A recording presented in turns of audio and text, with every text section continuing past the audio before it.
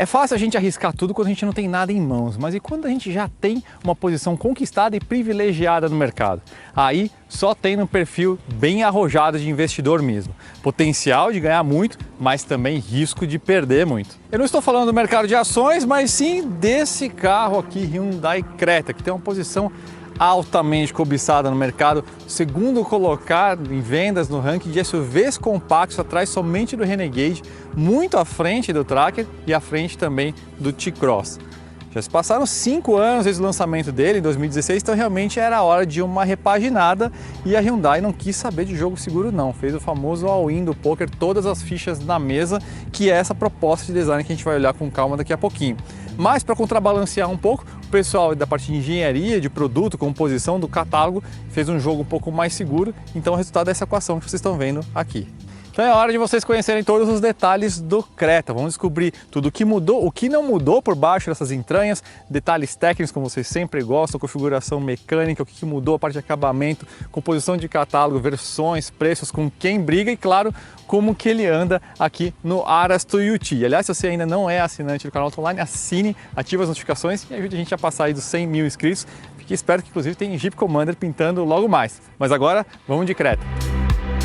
Juliano Barata, editor-chefe do Fletout Brasil, avalia o Creta 2022. Vamos começar entendendo o que muda e o que continua igual no Creta.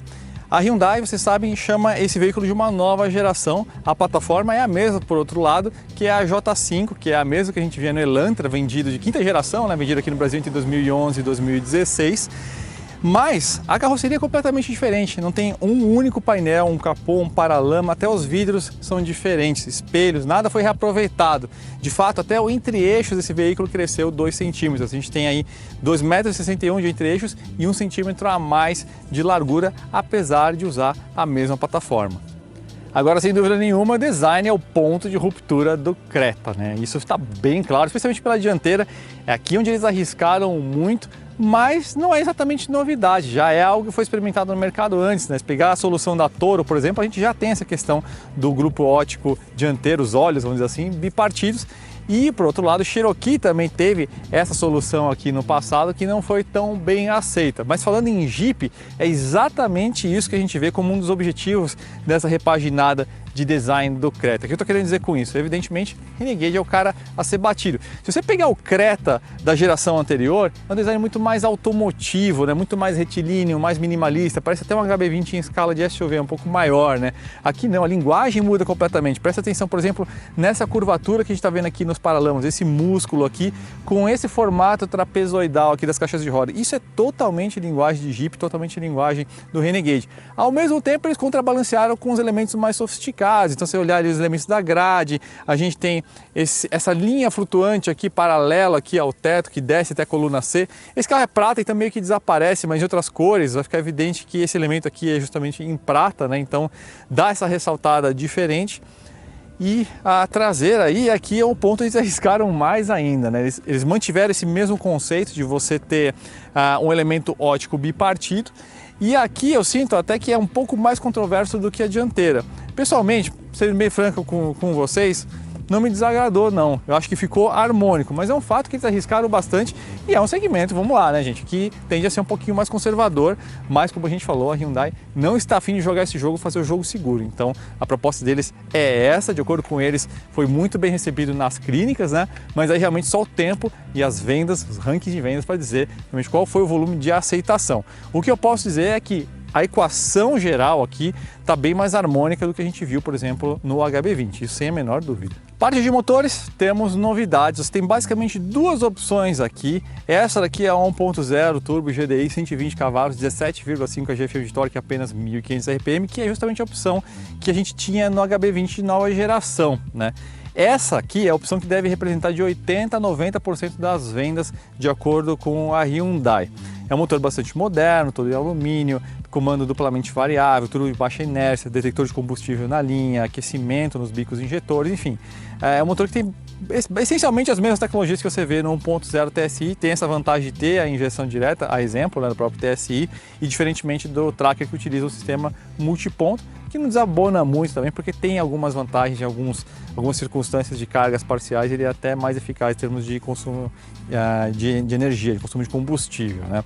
A outra opção é o 2.0, que eles chamaram, ou melhor, rebatizaram de Smart Stream, que na verdade é uma evolução da mesma família do Creta 2.0, do motor 2.0 anterior do Creta, né, o famoso NU, só que com algumas melhorias, né? Você vê esse 1 cavalo a mais, isso não é nada, né? Mas tem algumas diferenças aí, por exemplo, parte de redução de atrito, os pistões são diferentes, câmara de combustão, cabeçote é diferente, o mapa mudou bastante, tanto o motor quanto do câmbio, para você ter aí uma eficácia energética melhor, de acordo com a Hyundai, na casa de 8% aí na tabela de consumo de energia, eficácia energética em megajoules, né? Isso dito, fica claro então que o motor 1.6 do Creta sai de catálogo, mas o Creta antigo continua. Então o Creta 1.6 foi alocado agora como uma versão de entrada, né, a geração anterior, chamada de Action por R$ 96 mil. Sempre é bom lembrar, você consegue financiar com muita facilidade tanto o Creta quanto qualquer um de seus concorrentes pelo Bradesco Financiamentos em autoline.com.br. Só clicar em simular financiamento no topo do site, escolha a quantidade de parcelas que você quer, alguns dados bem rápidos e você já consegue a melhor proposta. E enquanto você está lá, vale a pena você olhar o mercado de seminovos que a gente tem anunciados ali na Autoline. Tem muita opção pelo valor desse Creta aqui, você consegue fazer um belo upgrade de categoria. Para facilitar a sua vida, eu já deixei o resultado dessa busca ali nos comentários do site. Só clicar lá que você já encontra essa listagem. Então vamos dar uma olhadinha nos preços e versões do Creta. Tudo começa com a Comfort 1.0 GDI, 120 cavalos, turbo, né? Ela já vem com 6 airbags, R$ 107 mil a Comfort, rodas Aro 16, né? Roda um pouquinho menor, sistema de infotainment, tela de 8 polegadas, mas já com Android Auto e Apple CarPlay, câmera de ré e já vem com o controle de velocidade de cruzeiro, não adaptativo, né? Do tipo padrão, simples, famoso piloto automático. Mas é um pacote bem rico e por isso mesmo eu acho que é o melhor custo-benefício, só que sem sensor de estacionamento. Aí eu achei que foi uma mancadinha aí da Hyundai, inclusive porque você não consegue adicionar esse equipamento com um opcional, né? Então ficou isso de fora, mas a versão Comfort eu acredito que é a que tem a melhor razão entre custo-benefício. Acima disso, você adiciona R$ 13 mil e aí você parte para Limited, ainda 1.0 Turbo GDI. Aí as rodas crescem para 17 polegadas, sensor de estacionamento na traseira, agora sim, faróis de neblina, carregador wireless no console central, o ar passa a ser digital, chave presencial, saídas de ar para os passageiros de trás, algo bem bacana também, e volante revestido em couro com aletas para troca de marcha. Esse pacote é bem mais saboroso, bem interessante, mas olha só, por R$ 13 mil a mais, a gente está falando de um veículo que já está entrando na casa de 120 mil. Nessa faixa de valor, pô, Hyundai já podia ter incluído o sistema de infotainment com a tela de 10,25 polegadas, né? 8 polegadas, 120 mil. Eu acho que perderam a oportunidade de ter um diferencial competitivo aí. E por fim a gente tem esse veículo aqui que é a Platinum, 135 mil, ou seja, 15 mil a mais em cima da Limited, né? E aí o que você leva? Destaque especial para o teto solar panorâmico, muito interessante, vai até a cabeça do passageiro de trás, achei um destaque bem legal. O interior passa a ser um tom marrom, em couro, né, com ventilação no banco para o motorista, eu acho que é exclusivo nesse segmento, achei bem interessante também. Painel digital com tela de 7 polegadas, a gente vai ver ali dentro, né, poderia ocupar de fora a fora ali no cluster de instrumentos, mas já é interessante. Freio de mão passa a ser eletrônico, né? E o sistema de infotainment que eu falei com a tela de 10,25 polegadas, que na minha opinião faltou na Limited. Outra coisa legal nessa versão aqui, sistema de câmeras 360. Então tem câmera não só de ré atrás, mas também na frente e nas laterais, o que permite que você tenha uma visão 360 e quando você fazer uma baliza, isso é bastante útil. E por fim, a gente tem a 2.0, que só tem uma configuração, que é Ultimate, de R$ 147 mil, então salga bem em relação ao catálogo anterior do Creta, mas também traz os equipamentos que ele nunca teve antes, então roda Aro 18, uma série de recursos semi-autônomos com sistema de manutenção em faixa, frenagem emergencial, detecção de pedestres e ciclistas, a gente tem o controle de velocidade de cruzeiro que passa a ser adaptativo e também faróis e lanternas em LED. Cabine do Creta, da mesma forma que a carroceria, eles investiram pesado na parte de remodelação. Então é evidentemente da mesma geração, só que todos os elementos são diferentes. Então painel, volante, painel de porta, console, tudo realmente mudou completamente. Então você tem mais uma coisa estrutural que você não consegue identificar visualmente, que permite que você identifique aí que é ainda a mesma plataforma. Mas tem muito capricho aqui. Detalhe, por exemplo, dessas saídas de ventilação, a pegada de design meio sueca, lembra um pouco a pegada da Volvo. Volante de base chata com uma pegada muito boa. toque de algumas coisas muito interessantes, como por exemplo o clique aqui das aletas de troca de marcha. Ao manipular aqui mesmo a alavanca do câmbio automático, você sente um peso legal, também presente ao você manipular aqui as teclas. Então tem um carinho, tem um capricho aqui bem interessante. E lembrando, esse tom café aqui é a exclusividade, né, da versão Platinum para cima, mas de forma geral uma execução de cabine feliz, com a sua boa percentual de plásticos duros, como você espera, né, nessa categoria. Então você vai encontrar isso no T-Cross, no Tracker, enfim, então isso aí não tem muito milagre. Tem um outro carinho, como esse pesponto aqui na face do painel, mas de forma geral uma cabine bem feliz, bem executada. Sistema de infotainment, vale lembrar, 10 e 25 polegadas só dessa versão aqui para cima, né?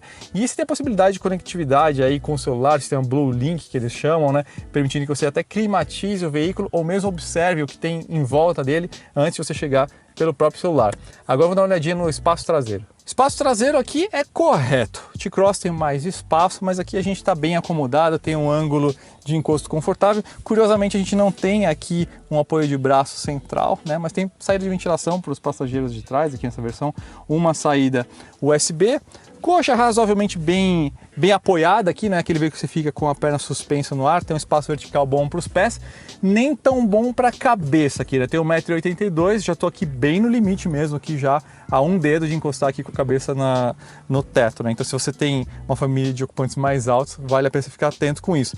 O espaço aqui melhorou um pouco em relação à geração anterior, né? A gente tem 2 centímetros a mais de entre-eixos. E por fim, o porta-malas diminuiu um pouquinho, de 431 para 422 litros, mas ainda tem uma vantagem sólida, por exemplo, o Renegade tem uma vantagem de 100 litros, mesmo em relação ao T-Cross, aí na casa de 50 litros, em relação ao Tracker mais ou menos 30 litros, enfim. Mas vamos ver então como que anda o Creta. Em um dia claro, Juliano dirige em local asfaltado e tranquilo. Bom, vamos então ver a disposição do Creta e seus 120 cavalos. Troca de marcha 6.500 RPM, relativamente rápido, se aproximando a 100 km por hora. Aqui no fim tem umas ondulações que dá para sentir um pouquinho melhor. E uma observação aqui, pessoal, é que a pista de teste é interessante para conhecer algumas coisas da dinâmica, né, do veículo, mas impede a gente conhecer algumas coisas também em termos de capacidade de suspensão no sentido de conforto, que é algo muito importante, né? Então já adianto que essa parte aqui vai ficar faltando nesse primeiro contato aqui, mas futuramente a gente vai ter uma avaliação mais mundo real, né? Filmado nas ruas, estradas, romeiras, como a gente sempre faz na cidade, né? Mas aqui já dá para ter uma ideia interessante. Então vamos passar aqui por esse trechinho de slalom, vamos ver como é que ele se comporta. Aqui a gente está tendo uma movimentação de carroceria razoável, diria. É o que você espera num veículo dessa categoria. Já deu para perceber que tem uma movimentação de suspensão, o que pode ser um indicativo positivo em termos de conforto. Então ele se comportou bem, ele manteve bem ali o nível de aderência, mas a gente teve aí uma rolagem relativamente acentuada, né? Que a gente vai perceber também aí, provavelmente nessa curva em descida, né? Que essa curva aqui do Ara Street, ela é bem, joga a gente para fora. Dá para ter uma ideia boa de como que ele se comporta nesse sentido. Uma coisa legal também é esse volante, né? Um volantinho pequeno, dá uma pegada quase esportiva pro Creta. Achei interessante. A base chata ajuda também para quem é mais alto, né? Então não pega ali na perna, na parte de baixo. Então tudo isso é interessante. Bom, dinamicamente a proposta não é a gente tratar esse carro como um esportivo, né? Mas já deu para entender que aqui a gente tem uma proposta segura, no mínimo, né? Então um carro bem previsível, ergonomia do volante, ergonomia de direção, corpo bem apoiado aqui também. Então tudo isso eu achei interessante, né? O câmbio está bem mapeado, né? Então a gente está agora, por exemplo, ele me jogou provavelmente uma quinta marcha, que eu estou a 2.000 RPM, a 70 km por hora. Deixa eu ver no manual aqui para ver. Sexta marcha agora, a 1.900 e poucos RPM. Então a gente tem um mapeamento realmente feito para deixar o carro numa rotação mais baixa, para você ter um conforto de rodagem, consumo de combustível menor. Vou pegar uma subidinha, vamos ver como ele... Eu acho que assim, tá bem mapeado, ele não chega a ser quase preditivo como a calibração da Volkswagen. Acho que a calibração da Volkswagen ela tá mais esperta ainda, né? Então eu tive que pisar um pouquinho mais para ele entender ali que eu queria um pouquinho mais de força, né? Mas tá muito bem acertado, isso aí é um fato. Quando a gente entra na questão de consumo, bom, consumo e desempenho, pessoal, tá todo mundo meio que ali. Quando a gente pega esse veículo aqui, o Tracker, o T-Cross, todos eles nas versões aí 1.0, vamos no 0 a 100 aí na casa de 11,5 mais ou menos, talvez um pouquinho menos para o T-Cross, um pouquinho mais para pro Tracker, que vai ter um consumo um pouco melhor. O consumo desse aqui também está mais ou menos na média, não surpreende, né? Então consumo misto cidade e estrada. Com etanol a gente tem 8,5 km por litro e 11,8 com gasolina, então não chega a surpreender, né? Essa é a questão desses SUVs, né? Eles acabam apresentando um pouquinho essa questão de um consumo, não vou dizer elevado, mas não tão bom quanto um hatch equivalente, justamente por questão aerodinâmica, especialmente na estrada, eles acabam devendo um pouquinho, né? Mas está de bom tamanho. Então, em termos de consumo e desempenho, você não vai ter um grande diferencial, né? O Tracker ele vai andar um pouquinho menos, vai beber um pouquinho menos também. T-Cross, isso aqui é uma equivalência muito próxima em termos de desempenho e sensação a bordo mesmo, sensação de rodagem, né? Mas só o mundo real mesmo para a gente ser um pouquinho mais conclusivo em relação a isso. Aqui no console central a gente tem um seletor de modos de direção. Eu estava no modo Sport, passei para o Eco agora. Ele vai mudar basicamente aí mapa de acelerador, mapa de transmissão. Vai jogar as marchas para reduções ainda mais precoces, para você ter uma rotação mais baixa. Ajuda também na percepção de conforto. E isso é uma coisa que fica diferente quando você tem em relação ao antigo Creta 1.6, que era um motor aspirado, que tinha que girar mais, né? Então o motor turbo dá essa sensação de conforto maior também, não só pelo torque maior, que você pisa menos no acelerador, mas também porque o motor precisa girar menos de forma geral. Então agora no Eco ele realmente está mantendo a rotação bem baixinha, ó. O motor sussurrando. Aí tem o modo normal e o modo Sport aqui, né? Ele muda até o grafismo aqui do painel, né? E outra coisa muito interessante, pessoal, vamos testar ali no fim, os freios. Agora a gente tem freio a disco aqui atrás, né? Então essa é outra novidade também nessa virada, nessa nova fase aí do Creta. Então vamos fazer uma retomada, já aproveitar para ver o vigor do motor. Você vai ter intrusão de ruído de motor a partir de uns 4.000 RPM para cima, só quando você realmente pisar e fizer o kickdown como eu fiz agora, mas também não é nada assim muito acentuado. Então vamos ver. A gente tem uma movimentação de traseira de leve aqui, o que significa que está usando bem os freios traseiros também, muito bem. E a razão de desaceleração muito boa, então... o carro seguro, assim, gente. Sentia um carro muito na mão. Hoje em dia é muito difícil, inclusive, você topar com um carro mal concebido nessa parte de ajuste dinâmico, né? Eles estão cada vez mais maduros. Mas vamos agora só dar uma voltinha no 2.0 para a gente sentir qual que é a grande diferença. Até porque é interessante, né? Porque o topo de linha ele é aspirado, né? E esse aqui é o turbo. Tá nas versões, vamos dizer assim, da básica até a topo de linha antes da Ultimate, né? Então achei isso curioso, mas vamos lá, vamos ver então a 2.0 como que anda. Imagens do carro trafegando em curvas e leves aclives. Então agora 167 cavalos, e evidentemente você tem uma diferença de disposição de razão de aceleração bem diferente. Então está falando aí de diferença de potência significativa, mais de potência do que de torque, na verdade, né? Então, por exemplo, agora no fim dessa subidinha, tirei totalmente o pé, o jornalista já atropelou um cone ali, eu tirei totalmente o pé e aí eu fui mais na maciota e aí eu tive que pisar um pouquinho mais fundo. Então a questão é que você tem mais performance, mais aceleração, né? E em retomadas, especialmente saindo de rotações médias, você vai ter aí uma razão de aceleração parecida, né? Então, tipo, por exemplo, numa rotação intermediária como que eu tô agora, se eu pisar... Quero ver se perder um pouquinho, levou um tempinho para responder, né? Você vai ter uma sensação de aceleração até meio que próxima. Só depois que você chega em rotações mais altas que realmente aí 2.0 realmente vai fazer uma bela diferença, né? A gente tem uma diferença de potência aí bem palpável. Evidentemente aqui a gente já tem algumas diferenças de caracterização de interior, mas é mais relacionado à cor e lógico, como vocês viram no começo do vídeo, você tem uma série de recursos semi-autônomos presentes aqui só nessa versão aqui 2.0 Ultimate, né? Então a questão do controle de cruzeiro adaptativo, né, que se ajusta em relação ao carro da frente, no trânsito também, do tipo stop and go, frenagem emergencial semi-autônoma, sistema de manutenção em faixa, inclusive esterçando sozinho, né, o volante, enfim.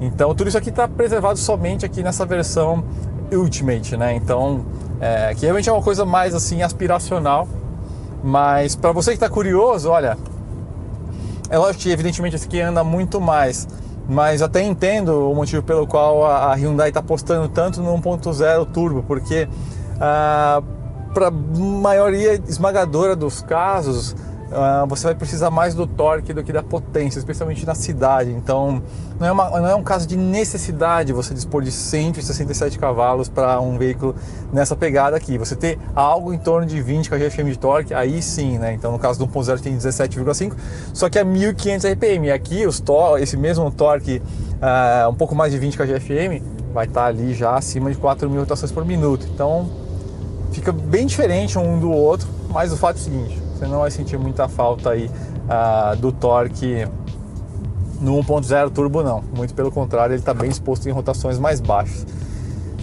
Feito esse apanhado geral, primeiras impressões, né, pessoal? Não dá, a gente fica andando em círculos aqui, não dá para ter uma avaliação tão elaborada. Eu acho que a impressão final que fica em relação à percepção de qualidade, percepção de design, é uma clara evolução. A Hyundai arriscou muito em termos de design, né? E agora a resposta está literalmente aí no público do povo, né? Ou seja, essas mudanças, elas vão ser bem recebidas, porque tecnicamente, em termos de pacote também de equipamento, especificação, a gente tem uma proposta boa aqui. Está fazendo tudo sentido aqui, execução primorosa, dinâmica segura, muito boa, clara evolução mecânica, e a qualidade percebida dentro também muito grande. Agora, tem essa questão do design, né? Então eles arriscaram bastante, e aí realmente só o mercado e só o tempo que vai dizer se ele vai realmente apertar essa diferença em relação ao Renegade, ou se então o T-Cross e o Tracker vão passar a ser uma ameaça maior pro Creta. Então é isso aí, pessoal, espero que vocês tenham gostado dessa avaliação. Não esqueçam de assinar o canal da Autoline, ajudem a gente a chegar aos 100 mil inscritos, e sigam a gente também nas redes sociais Autoline, tanto no Facebook quanto no Instagram. Obrigado, pessoal, um abraço. Câmera mostra detalhes externos do veículo parado.